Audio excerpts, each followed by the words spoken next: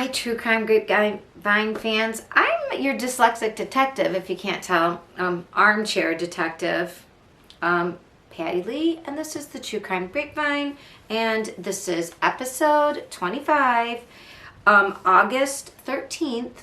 I'm filming this, and yes, we're up to, I call this flight Little Girl Lost because it deals with the young ladies. We had an earlier younger girl. Now this is still a young girl, even though she was older. I'm talking about the Gabby Petito case. We're gonna pour out some sangria. Why? Because it reminds me of Florida, and I've used sangria for Gabby's case before. To the Petitos, to the Schmidt families, we are with you on your journey to justice. So, tasty. All right, so with Gabby's case, what is happening now? We're not talking about Florida. We're actually talking now about MOAB. Why are we talking about MOAB? So, if you remember, there was a stop in MOAB. I think that's Utah, right? And Gabby and Brian were pulled over. There was an issue with a 911 caller who saw Brian slapping Gabby, taking the keys, getting in the car, her trying to get into the vehicle.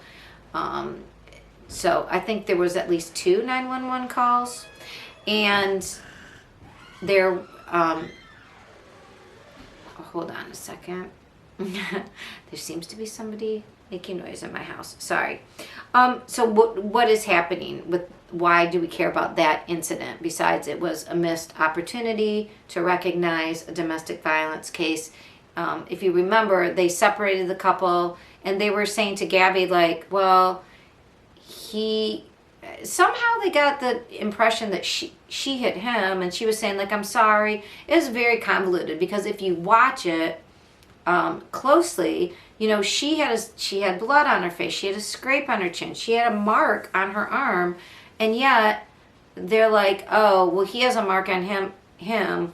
So, you know, in that case, both people usually go to jail if both people have a mark. But she was definitely, if you understand psychology, and if you've watched the True Crime Grapevine, you might know I have a doctorate, or I call it a partial PhD, because I'm what is ABD, which is all but dissertation. But I studied cognition and motivation, and just generally, you can tell psychologically that she was demonstrating behaviors of someone who is afraid of the other person. She did a lot of apologizing. Oh, I'm really sorry. It's my fault. Taking ownership that clearly was not her own. She wasn't, I mean, it was me. I did it. And the 911 call was pretty clear that the male was hurting the female, and she was just trying to get in the vehicle. They were far from home. She sort of said, like, she was saying, like, I was afraid to be, basically, he was taking off without me, and I was afraid to be left. I'm scared. But what they didn't seem to hear that. They're basically, it came down to almost threatening her. Well, he has marks on him, and we're going to have to take you in. Which was weird, because she did have marks on her, too. And usually that means if you're going to take people in, they both should be come in. That's the law. So what was happening was the families now, since it's been about a year, so it was August 8th that they filed this. There's always this time frame in which you can file a lawsuit, and the 12th would have been a year. So they did it prior to a year's date of the incident, and they're filing charges against the MOAB police, not the policemen, not the individuals. This is more of like a systemic problem, and their whole point, which I completely see, is that they are trying to ensure that not only does this police department do better, like follow the law as it was stated, and that they get better education, because they're saying they really didn't have education, and that it's not so much the officer's fault, but this was like a systemic issue in that department. It seems very reasonable to me. And for people, there's a lot of people who are saying, why are they suing people? And they're just out for money. But that is bullshit. The thing about the law is there's precedent that is set. When you don't just change or get something for yourself for that just instance, you do it to hopefully change like a culture thing that's developed, something that isn't supposed to be happening. If you can't just make a rule. This is part of the community's way of enforcing a rule. People have to sue to enforce a rule, and then when there's a judgment, it makes the rule stronger. That's how our laws work. That is law and order, folks. That is how it works. It's not an individual case basis and who do we like most and, oh, these people just need to get on with their lives. Regardless of how you feel, this is how our system works. Usually something happens and they make a rule. Once that rule is made, and we heard the officers in the body cam saying they were looking at the law trying to figure it out. Well, wait, how do we, like, here's the law, black and white. But black and white letter of the law isn't interpretation. And the fact is it showed they didn't really understand. And in fact, they were trying not to get anybody in trouble or cause any big hassle, which may be nice on their part.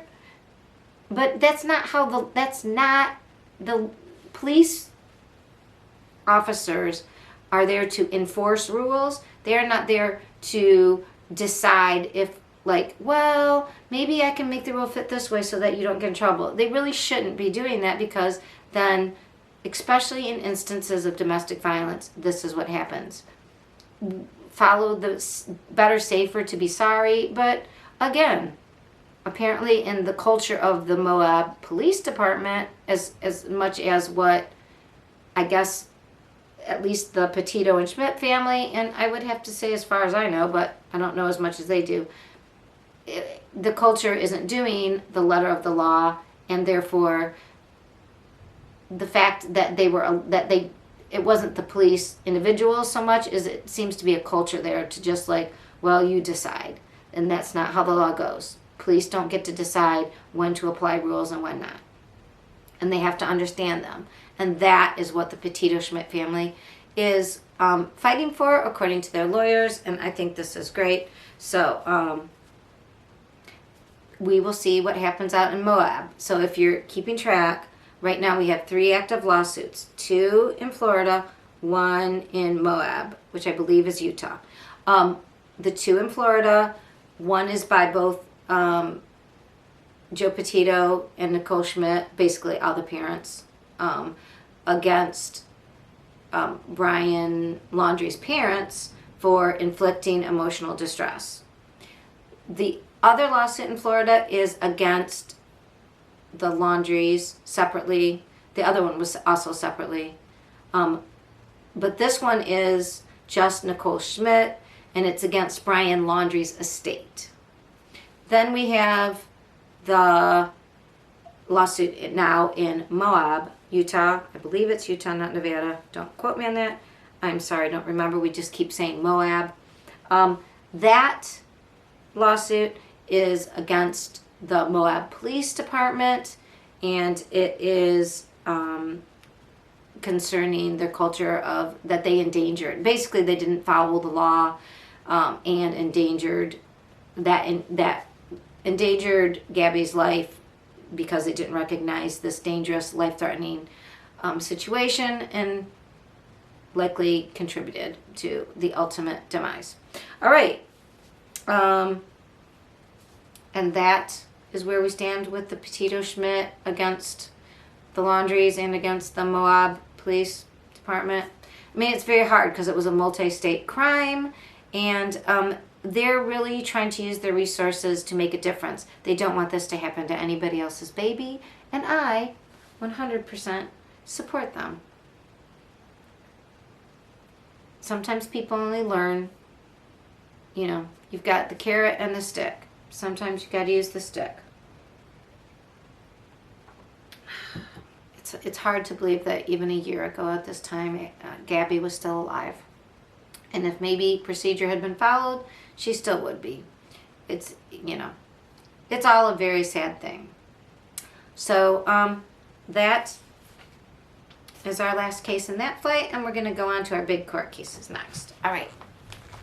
Like and subscribe.